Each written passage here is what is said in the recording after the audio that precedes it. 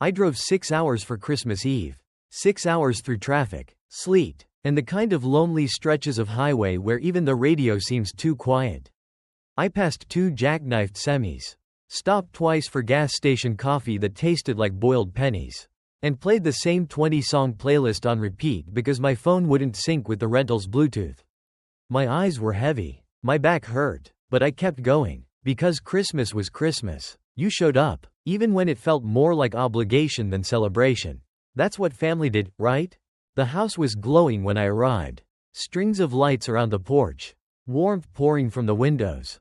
I walked in with my overnight bag and a bottle of wine I bought last minute. I hadn't even taken my coat off when Mom turned to me in the hallway.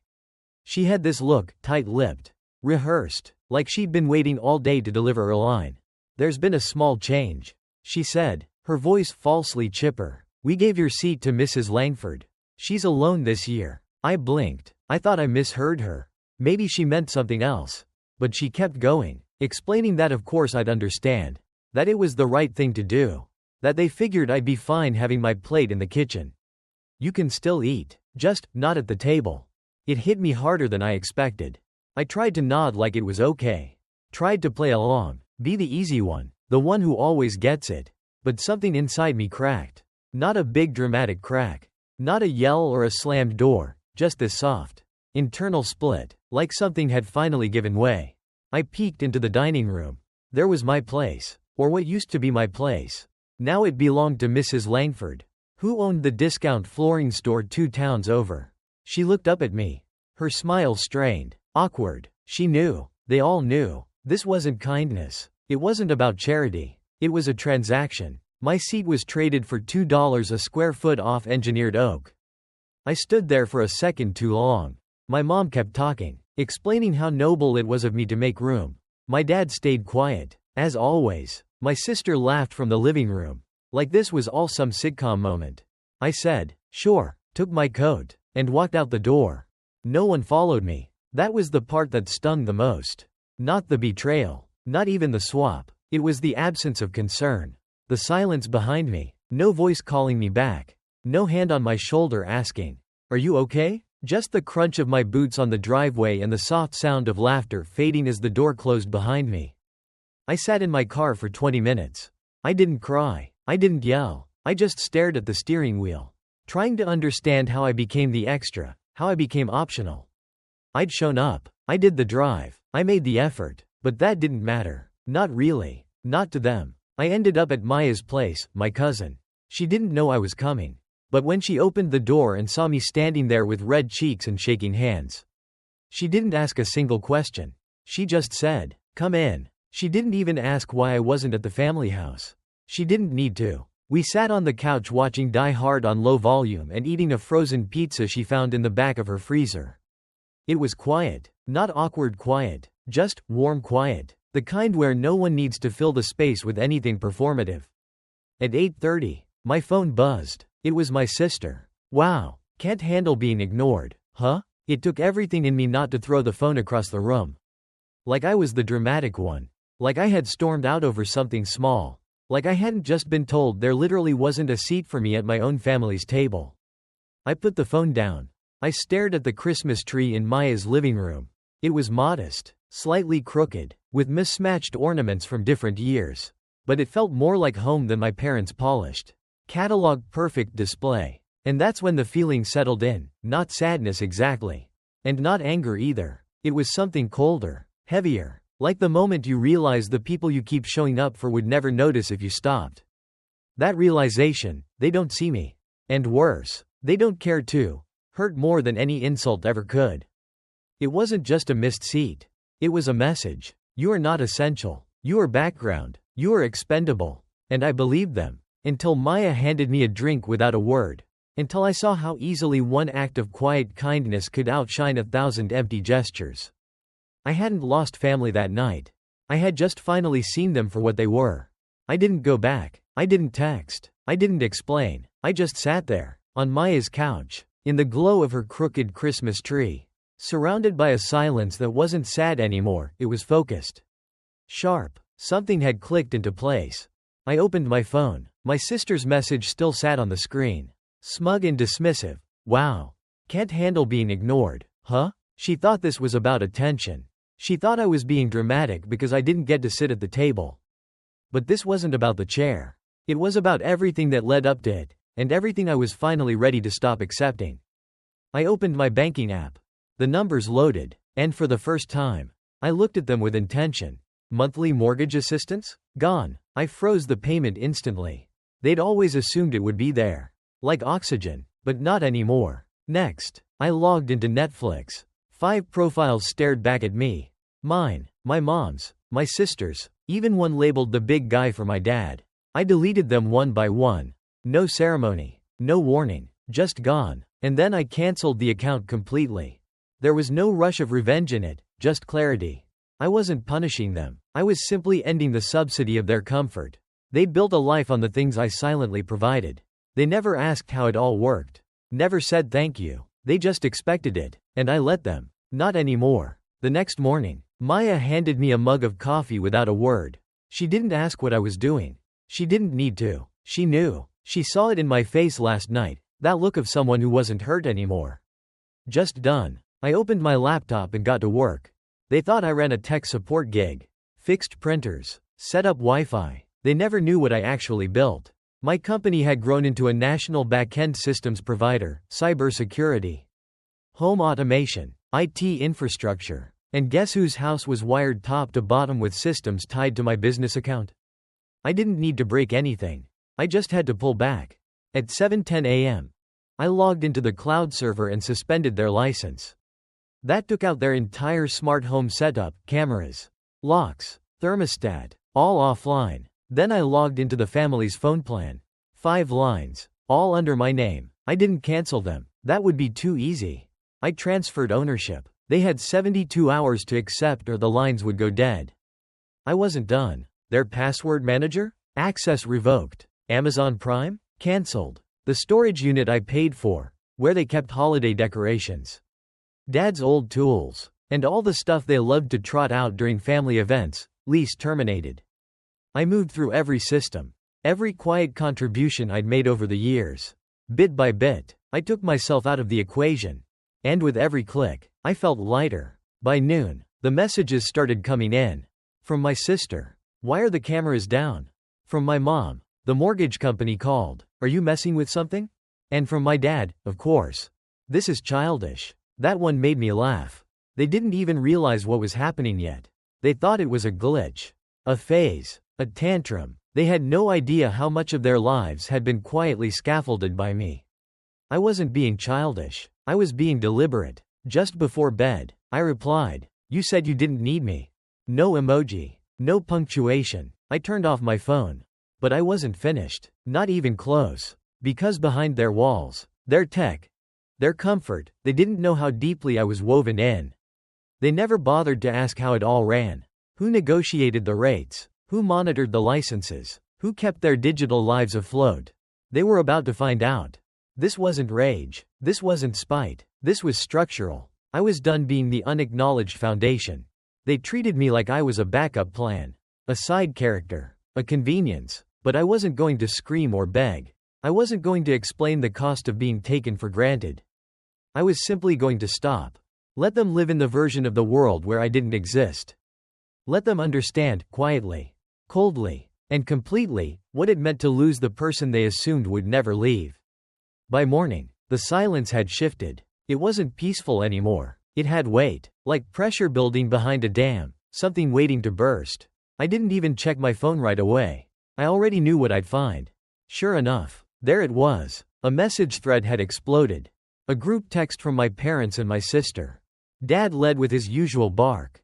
"You're being dramatic. Grow up." Then my sister. "You've always been the outsider. Why are you acting surprised now?" And Mom, always the soft finisher. "You think we owe you for things we never asked for? You're not a martyr. John, stop playing the victim." I read it all twice. Not because it hurt, but because it didn't. They still didn't get it. They were clinging to the story they'd always told themselves, that I was overreacting, that I was sensitive, that their comfort had no cost.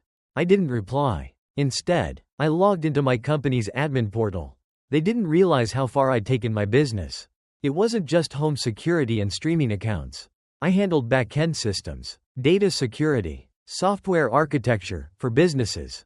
And two of my first clients had been family: my parents' accounting firm and my uncle's dental clinic. I'd onboarded them early, set them up with enterprise-level tools, maintained everything for free. For years, they called it helping out. I called it unpaid labor. Now, I opened both client profiles and marked them terminated. It wasn't malicious. I didn't sabotage anything. I didn't lock them out or corrupt their data. I simply removed all services associated with my company. Access gone, firewall configurations revoked, cloud backups disconnected, admin rights stripped. I left a message on the dashboard. This system was maintained at no cost for over a decade. Effective immediately. Your account has been closed. Thank you. By noon, my phone was vibrating nonstop.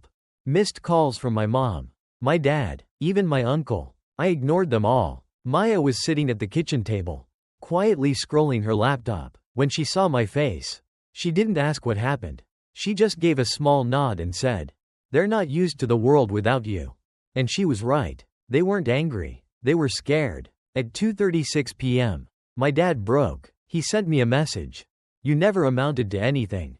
You think this makes you powerful? We pitied you." I laughed out loud, not because it was funny, but because it was pathetic. That was all he had left: insults and delusion. He had no idea that I owned half the software his firm relied on. That the vendor contracts were in my name. That the SSL certificates tied to their domain were purchased under my account. They never asked how it worked. They just assumed it would always work because I was there to make it so.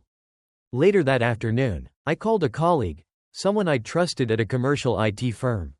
I told him to expect a call from my parents' office and my uncle's clinic. I asked him to bill them at full market rate, with priority service fees. Not revenge, just business. Then Maya and I went for a walk. We hadn't done that in years. We ended up near the lake house we used to visit as kids. She stopped, looked out over the frozen water, and said, "They treated me like I was selfish for wanting my own life. They're just mad you're finally doing it too." It stuck with me, because it wasn't just about this one moment, or even this one Christmas.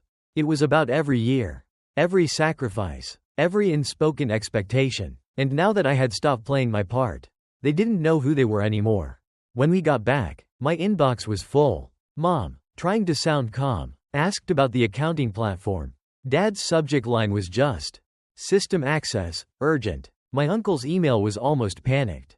"Can't access patient files. Billing system down. What's going on?" I didn't reply. I forwarded everything to my colleague.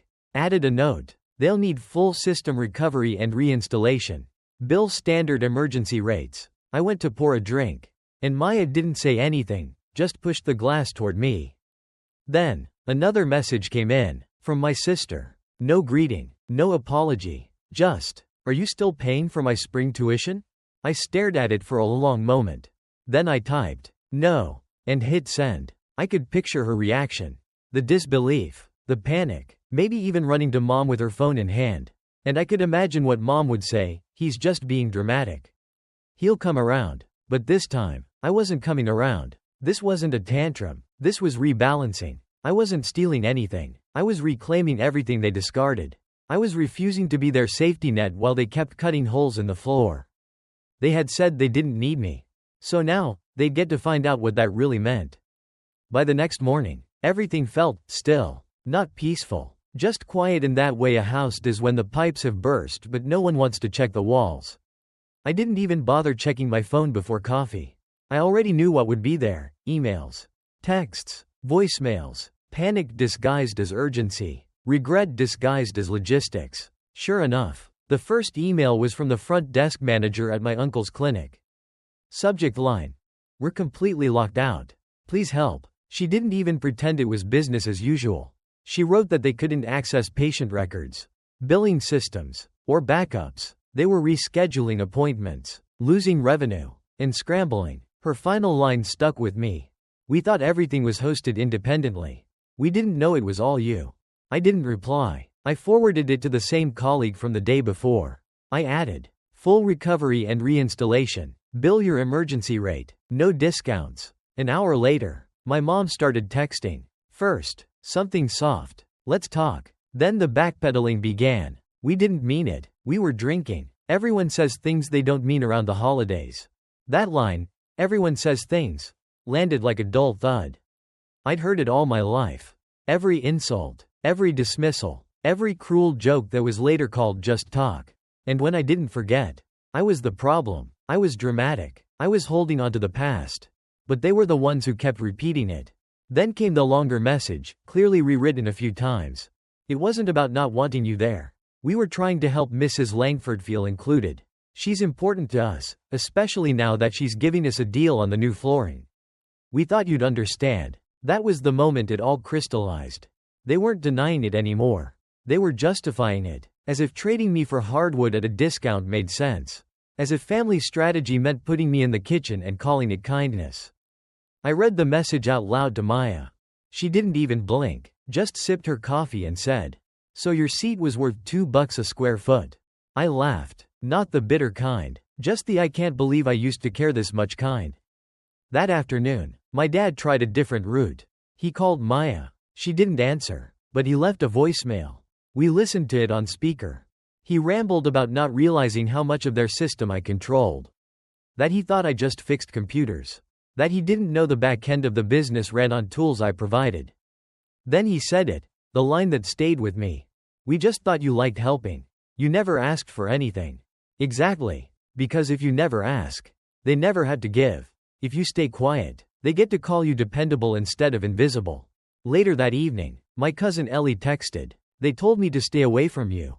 Said you were dangerous." Dangerous. That was a new one. I wasn't even mad. It just made me tired. She followed up with a second message. "I'm done with them too. I have an idea. I want to talk." When she showed up that weekend, she brought coffee and a thick folder. No preamble, no pleasantries, just dropped it on the kitchen table. "This is everything," she said. "Emails, messages, screenshots. I've been collecting it for years." Inside, guilt trips, veiled threats, attempts to control her career, her relationships, even her housing. It wasn't a family tree, it was a blueprint of manipulation. "They've done this to all of us," she said. I was the obedient one. Until I wasn't. She looked at me, not angry, not even bitter, just clear. "I want out, not just emotionally, legally. I want to start something new. I want you in." I didn't answer right away. I just stared at the folder. I thought about all the years we'd spent trying to be accepted by people who only saw value in what we gave, not who we were. Maya spoke up from the couch. "We could build something together. You got the tech. Ellie's got management. I know marketing. Let them keep the scraps." And just like that, something shifted again. Not out of revenge, not out of anger, but something quiet, something strong. Purpose. That night, I drove back to my childhood home. Not to apologize, not to fight, to close the door. The house looked smaller than I remembered. I stood in the living room, surrounded by furniture that used to mean something. Now, it just looked like a set, props in a play I no longer starred in. I turned to them, both standing in the hallway. My sister was nowhere in sight. "I came to say thank you," I said. They looked confused. "Thank you for reminding me who you really are. For pushing me far enough to see it." Mom reached out, eyes brimming. I stepped back. "You don't get to cry and keep the benefits." Dad tried to speak. I cut him off. "You made me feel like a placeholder my whole life. You called it love when it was convenient. Now it's your turn to figure out who you are without me." Then I walked out. Maya was waiting in the car. As we drove off, Ellie texted, "We're building this, and we're leaving them behind." And we did. In the months that followed, we launched our firm, fully independent, fully ours. Every day was a quiet kind of healing. No big speeches, no final showdown, just space, clarity, freedom. My parents sold the house not long after. They couldn't keep up with the mortgage without me. My sister dropped out of college. They tried reaching out again, but by then, I was already somewhere else. Somewhere real. They weren't villains, just small people who thought love was leverage. And now they were on their own. Just like they wanted me to be. Only difference? I didn't end up alone.